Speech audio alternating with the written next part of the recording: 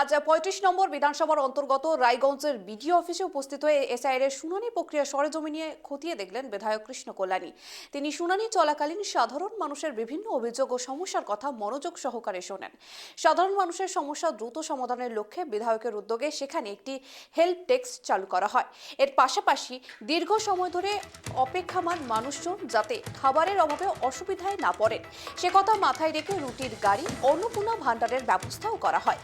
বিধায়কের এই উদ্যোগে খুশি স্থানীয় বাসিন্দারা। তাদের দাবি, এতে একদিকে যেমন দ্রুত সমস্যার নিষ্পত্তি হচ্ছে, তেমনি মানবিক দিক থেকেও প্রশাসনের পাশে থাকার বার্তা মিলছে।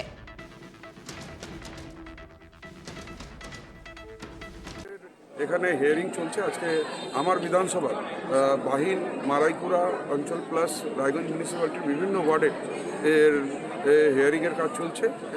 তো আমি দেখতে আসছি যে সব প্রপার চ্যানেল ওয়াইজ কাজ হচ্ছে কিনা, কেননা আপনারা যেমন জানেন সাধারণ মানুষ অনেক ভীত সন্ত্রস্ত আছেন, যাতে সাধারণ মানুষের একটা বৈধ ভোটেরও যাতে নাম তালিকা থেকে বাদ না যায়, তার জন্য আমরা সর্বসাধারণের সাথে রয়েছি, পাশে রয়েছি। আমরা যে হিসাবে স্ক্রুটিনি হচ্ছে, হিয়ারিং হচ্ছে, কোথাও কোনো গাফিলতি যাতে না থাকে সেটা আমরা তদারকি করছি, সেটা আমরা দেখছি, যাতে সাধারণ মানুষ এই এসআইয়ের কবলে পড়ে তারা তাদের অধিকার থেকে যাতে বঞ্চিত না হয়, তাদের অধিকার যাতে অক্ষুণ্ণ থাকে, তাদের সেই জন্যই তাদের পাশে আছি, সাথে আছি।